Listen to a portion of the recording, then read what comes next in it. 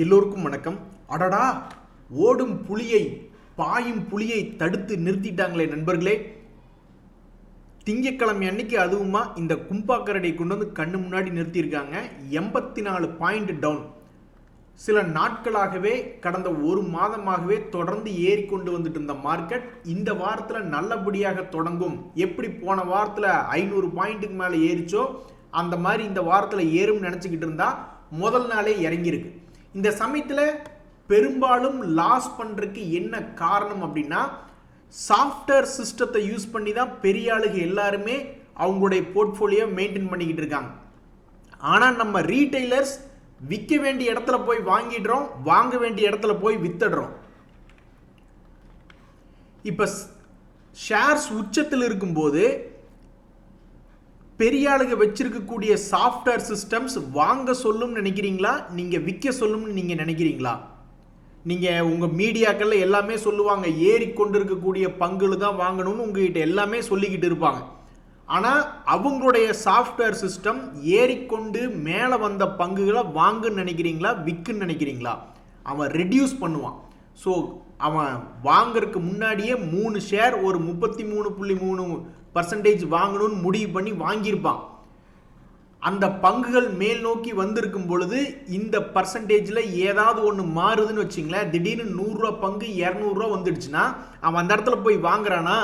கிடையாது. அந்த கொஞ்சோண்டு வித்து விட்டுட்டு ரெடியூஸ் பண்ணி இந்த வெயிட்டேஜை மெயின்டைன் பண்ண பார்ப்பான். சரி, இதுவே மாதம் அல்லது ஏதாவது அவனுக்கு திடீர்னு பல்காக ஒரு அமௌண்ட்டு உள்ளே போட்டாலுமே அவன் மேலே உச்சியில் இருக்கக்கூடிய பங்குகளையே அதிகம் வாங்குவான்?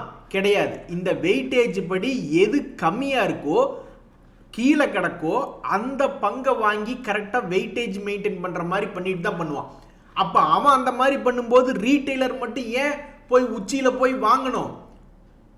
ஸோ இந்த ரகசியத்தை தெரிஞ்சுக்கிட்டு அவங்க சாஃப்ட்வேர் சிஸ்டம் எப்படி வேலை செய்யுதோ, நம்மளால காசு போட்டு சாஃப்ட்வேர் சிஸ்டம் வாங்க முடியாது. ஒரு போர்ட்ஃபோலியோ மேனேஜ்மெண்ட் சிஸ்டத்தையோ ஃபண்ட் மேனேஜ்மெண்ட் சிஸ்டத்தையோ வாங்க முடியாது.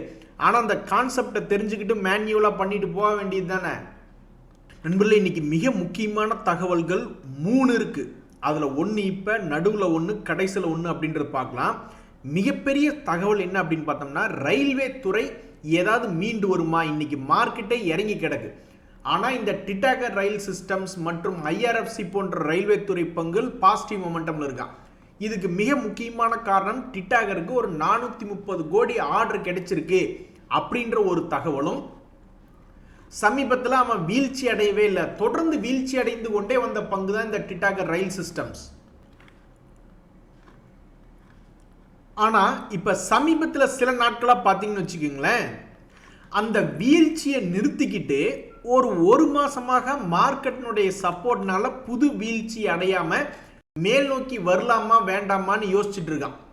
கீழே போய் விழுகிறதுக்கு உண்டான காரணங்கள் கம்மியாயிட்டு மேலே போறதுக்கு உண்டான முயற்சிகள் என்பது இந்த ஸ்டாக்ல அதிகமாக இருக்கு. அதே மாதிரிதான் ரயில்வே துறையில் ஒரு லீடர் RVNL அப்படின்ற பங்கு, அவனும் வீழ்ச்சிகளை குறைச்சிக்கிட்டு மேலே போறதுக்கு ஏதாவது முயற்சி பண்ணலாமான்னு அவனும் பார்த்துட்டு இருக்கான். ஸோ ரயில்வே துறையில் ஏதாவது மாற்றம் கொண்டு வருமா? அதுலேயும் முக்கியமாக இந்த IRFC எல்லாம் பாருங்க, எந்த விதமான தகவலும் பெருசாக வராமையே இவன் என்ன பண்ணியிருக்கான். ஆனால் இந்த வேலை எல்லாத்தினாலையும் பண்ண முடியாது. இந்த IRFC பாருங்க, முதல்ல 220 ரூபா பக்கத்தில் இருந்திருக்கு. யாரோ ஒருத்தர் ஒரே ஒரு ஷேர் வாங்கிடுறாருன்னு வச்சுங்க, அதுக்கப்புறம் 50% இறங்கும் போது, ஏன்னா எல்லாத்துக்குமே தெரியும் பெரும்பாலும் வாங்கிய பங்குகள் 50% இறங்குது. ஆனால் அது லாபம் செய்யக்கூடிய கம்பெனியாக இருந்தால் மேபி மேல் நோக்கி வருமோன்னு நிறைய பேர் நினைப்பாங்க. அந்த மாதிரி சில பேர்த்துக்குலாம் நடந்திருக்கு.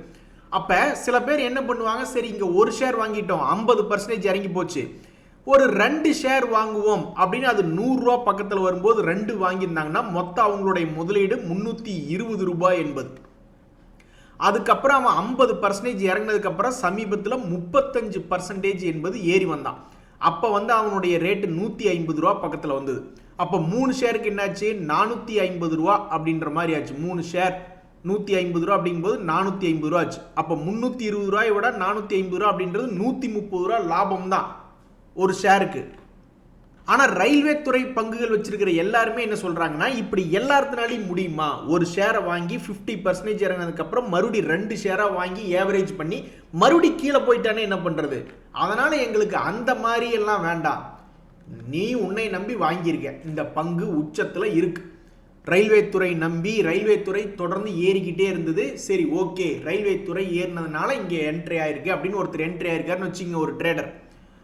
அவருக்கு எதுக்கு மறுபடியும் காசை போட்டு மறுபடியும் நான் இங்கே ஏவரேஜ் பண்ணி சக்ஸஸ்ஃபுல்லாக வெளியே வரணும், மறுபடியும் பழைய ரேட்டுக்கே நீ வர வேண்டியது தானே அப்படின்றது அவருடைய நியாயமான கேள்வி தானே.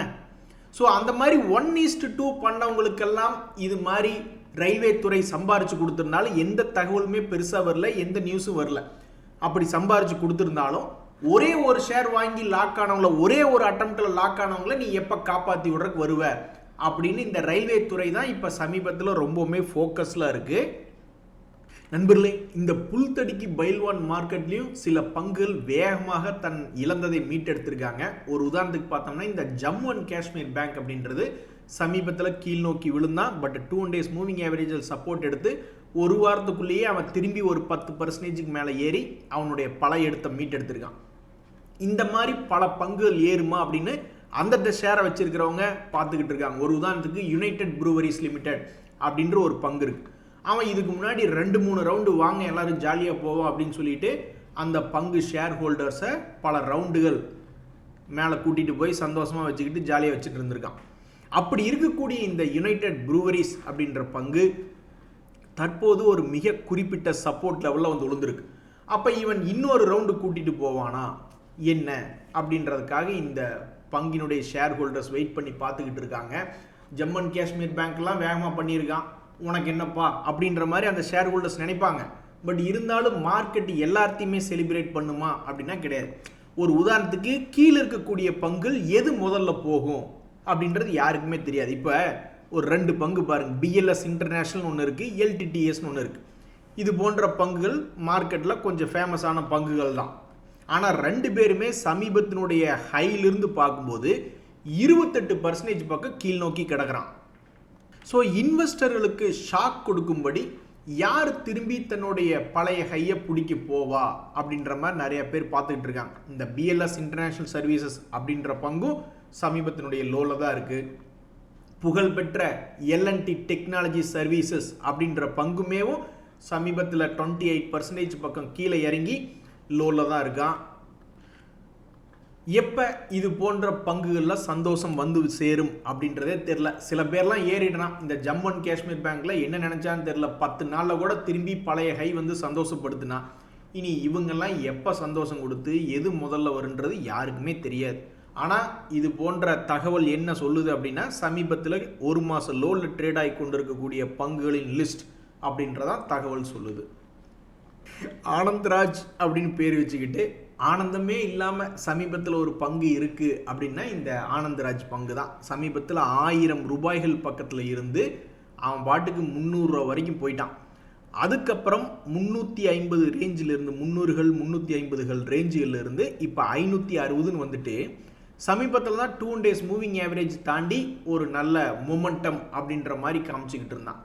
அதுக்கப்புறம் பார்த்தா அந்த மொமெண்டம் எல்லாம் ஒரு டுபாக்கூர் மொமெண்டம் அப்படின்ற மாதிரி இன்னுமே மொமெண்டம் பில்டப் ஆக முடியாமல் 200 days மூவிங் ஆவரேஜ்களே சுற்றிக்கிட்டு இருக்காரு. இனி இவர் என்ன பண்ணுவாருன்னு தெரியல. இப்படி இருக்கக்கூடிய இந்த ஆனந்த்ராஜ் அப்படின்ற பங்கு கடைசியாக கொடுத்த டிவிடெண்ட் என்ன அப்படின்னு பார்த்தீங்கன்னா பெருசாக ஒன்றும் டிவிடெண்டே இல்லை, 0.13. இது செஞ்ச சாதனை என்ன அப்படின்னு பார்த்தீங்கன்னா 1253 கோடி 3 வருஷம் முன்னாடி கடன் இருந்தது, அதை ஒரு 482 கோடியாக குறைச்சிருக்காங்க. அது ஒன்று தான் முக்கியமான சாதனை.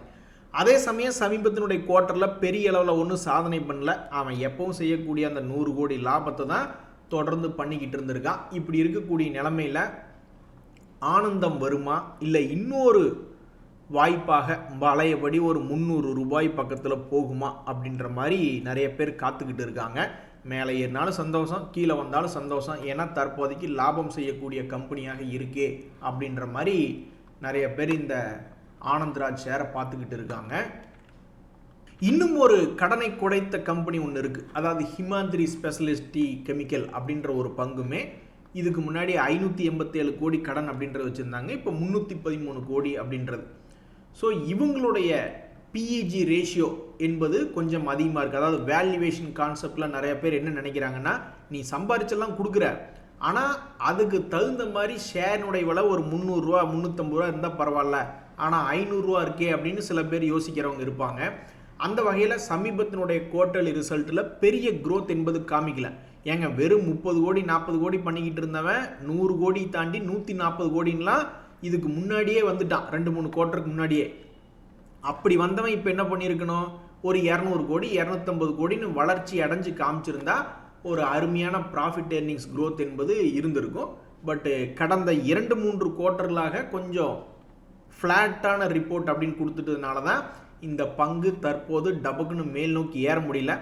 என்ன காரணத்தினாலேயோ கடந்த 2 நாட்களாக இதில் வால்யூம் என்பது நடந்திருக்கு. இது நல்லதுக்கா கெட்டதுக்கா அப்படின்றது தெரியல. ஸோ தற்போதைக்கு பல பேர்த்தினுடைய மனநிலைமை என்னென்னா, நீ இன்னொரு முறை கீழே ஏதாவது ஒரு 300 ரூபாய் ரேஞ்சு இது வந்துட்டு போனீங்கன்னா பரவாயில்லையே அப்படின்ற மாதிரி சில பேர் யோசிச்சுக்கிட்டு இருக்காங்க. நண்பர்களே, இன்னொரு மிக முக்கியமான தகவல், அதாவது ஸ்டாக் மார்க்கெட்டில் கோல்டன் கிராஸ் ஓவர் அல்லது டெத் கிராஸ் ஓவர் அப்படின்ற மாதிரி ஏதாவது நடந்துடுச்சுன்னா, ஏதாவது ஒரே சைடு ஏதாவது டைரக்ஷன் எடுக்கிறதுக்கு ஈஸியாக இருக்குமே அப்படின்னு நிறைய பேர் அதை ஃபாலோ பண்ணிக்கிட்டு இருப்பாங்க, golden crossover death cross over அப்படின்றது. ஆனால் அதைவே இப்போ குண்டக்க மண்டக்க பண்ணி வச்சிருக்கிறதுக்கு ஒரு மிக அற்புதமான எக்ஸாம்பிள் என்னென்னா இந்த பாலிமெடிக்யூர் அப்படின்ற பங்கு தான். ஆனால் பாவி, இந்த கோல்டன் கிராஸ் ஓவர் அல்லது டெத் கிராஸ் ஓவர் நடந்ததுனாவே மிகப்பெரிய ஒரு மூமெண்ட், ஒரு மொமெண்டம் வரும் அப்படின்ற மாதிரி நினச்சிக்கிட்டு இருந்தா ஃபஸ்ட்டு கீழே போட்டிருக்கு டெத் கிராஸ் ஓவர். அதில் பெருசாக இறங்கவே இல்லை, அப்படியே யூட்டர்ன் போட்டு மேல் நோக்கி ஏற ஆரம்பிச்சிட்டான். உடனே கோல்டன் கிராஸ் ஓவர் அப்படின்றது விழுந்திருக்கு. ஆனால் அப்படியாவது மேலே போனானா இல்லை, மறுபடியும் மேலே போடுறது என்னாச்சு, கீழே இறங்க ஆரம்பிச்சிருச்சு. இப்போ மறுபடியும் டெத் கிராஸ் ஓவர்னு போட்டிருக்கு.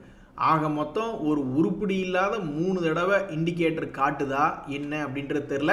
So golden crossover death கிராஸ் ஓவரையே டெத்து பண்ணி விட்ட ஒரு ஆள் யார் அப்படின்னாக்கா இந்த பாலிமெடிக்யூரினுடைய ஷேர் ப்ரைஸாக தான் தற்போதைய நிலைமையில் இருக்குது. அப்படி இருக்கக்கூடிய இந்த பாலிமெடிக்யூர் மெடிக்கல் டிவைசஸ் எக்ஸ்போர்ட்டராக இருந்து கொண்டு இருக்கக்கூடிய இந்த நேரத்தில் இந்த பங்கு எப்போ திரும்பி தன்னுடைய 52 வீக் லோ வரும் அப்படின்ற மாதிரி அந்த ஷேர் வச்சுருக்கிறவங்க பார்த்துட்டு இருக்காங்க. இந்த பங்கு தற்போதைக்கு ஏதாவது பெரிய growth காமிச்சிருக்கு அப்படின்னா, growth என்பது காமிக்கல, எப்பவும் அவன் பண்ணக்கூடிய 80 கோடி 90 கோடி லாபம் என்பது பண்ணிக்கிட்டு இருக்கு. ஸோ அடுத்தடுத்த காலங்களில் இது என்ன பண்ணும் அப்படின்றத பொறுத்து இருந்தால் பார்க்கணும். ஆண்டவா எங்கள் ஷேர்லாம் சீக்கிரம் மேலே கொண்டு வா அப்படின்ற மாதிரி தான் அந்த ஷேர் வச்சுருக்கிறவங்க நினச்சிட்டு இருப்பாங்க.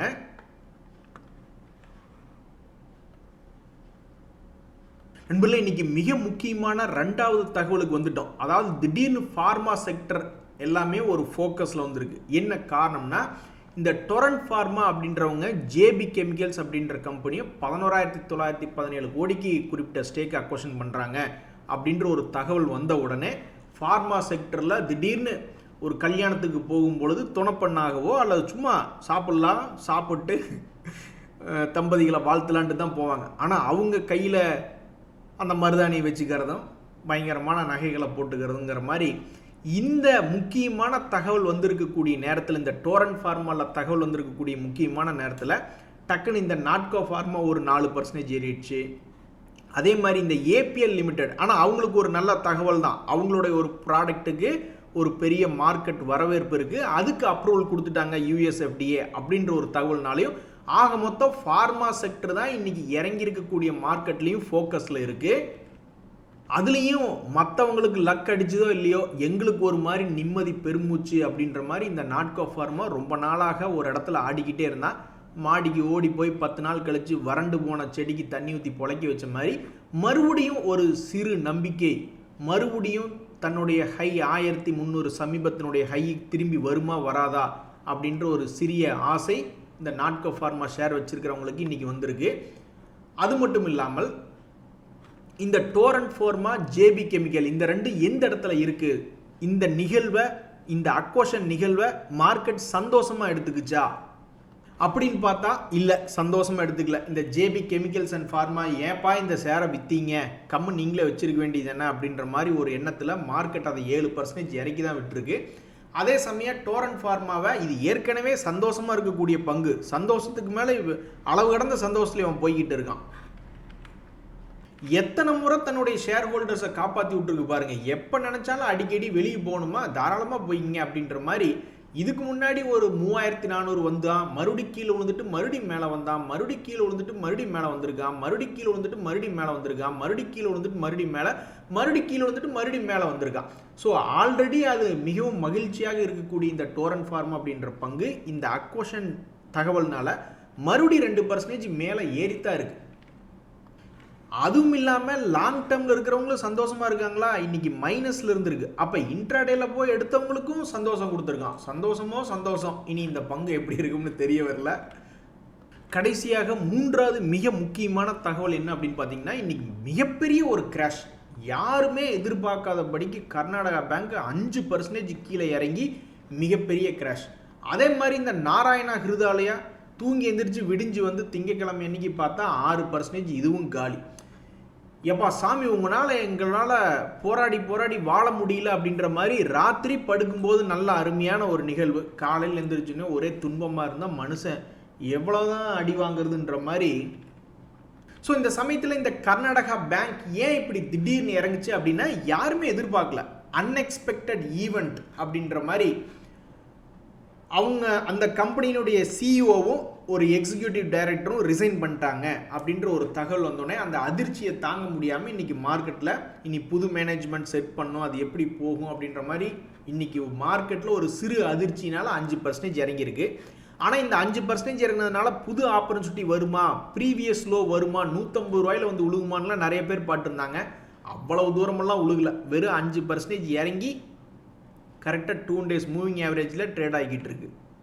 நண்பர்களே, ஒரு மிகப்பெரிய ஒரு சந்தோஷமான தகவல் என்ன அப்படின்னு பார்த்தீங்கன்னா, இப்போ சமீபத்தில் மைக்ரோ ஃபினான்ஸ் கம்பெனிகள், ஹவுசிங் ஃபைனான்ஸ் கம்பெனிஸ் எல்லாம் பெருசாக ஏறி வரல. ஏன்னா பொருளாதாரம் கொஞ்சம் சுமாராக இருக்குது. இவங்கெல்லாம் கொடுத்த கடன்கள்லாம் எப்படி இருக்கும், நான் பர்ஃபார்மிங் அசெட்லாம் எப்படி இருக்குன்ற மாதிரி ஒரு டவுட் ஓடிக்கிட்டு இருந்தது. ஆனால் டக்குன்னு இந்த ஆப்டஸ் வேல்யூ ஹவுசிங் ஃபினான்ஸில் ஒரு நல்ல தகவல் வந்து இறங்கி இருக்கிற மார்க்கெட்லேயும் 1.5% ஏறி இருக்கு இந்த ஆப்டஸ் வேல்யூ ஹவுசிங். அப்படி என்ன தகவல்? இவனுக்கு வந்த தகவல் மற்ற எல்லாத்துக்குமே நல்ல தகவல் மாதிரி ஒரு சென்டிமெண்ட் கிரியேட்டரா அப்படின்னு பார்த்தோம்னு வச்சிங்களேன். ஆமாம், அதாவது இந்த ஆப்டஸ் அவங்களுக்கு வந்து கேர் ரேட்டிங் வந்து என்ன சொல்லியிருக்காங்கனாக்கா, அவங்களுடைய ரேட்டிங்கை வந்து அப்கிரேட் பண்ணியிருக்காங்க. இதனால் என்ன ஆகுது அப்படின்னு பார்த்தோம்னா, இந்த கம்பெனிகளுக்கு கடன் கொடுத்தவங்களுக்கெல்லாம் வந்து ஒரு நிம்மதி பெருமூச்சு. சரி, ஓகே, பொருளாதாரம் மேம்பட்டு வருது போல், கொடுத்த கடன்லாம் திரும்பி வந்துடும் போலன்னு அவங்களுக்கு ஒரு மகிழ்ச்சி. இன்னுமே ஒரு முக்கியமான தகவல் என்ன, இந்த என்எல்சி இந்தியாவுக்கு ஒரு பெரிய ஆர்டர் ஒன்று கிடச்சிருக்கு. அதே மாதிரி இந்த ஆவாஸ் அப்படின்ற அதுவும் ஒரு ஃபைனான்ஸ் கம்பெனி தான், அவனையும் பிடிச்சி இன்றைக்கி ஒரு 5% ஏற்றி விட்டாங்க. ஸோ இது வந்து ஒரு மகிழ்ச்சியான தருணம். லோலேருந்து ஹையும் வந்திருக்கான் அப்படின்றதுனால இன்றைக்கி மார்க்கெட்டில் வந்து ஒரு சைடு மார்க்கெட் கீழே இறங்கிட்டு இருந்தாலும் இன்னொரு பக்கம் வந்து மார்க்கெட்டில் சந்தோஷமான பங்குகள் இருக்குது. அதே மாதிரி மகாராஷ்டிரா பேங்க் அப்படின்றது டாப் கெய்னரில் இவனு ஒருத்தனா இன்றைக்கி வந்திருக்கான்.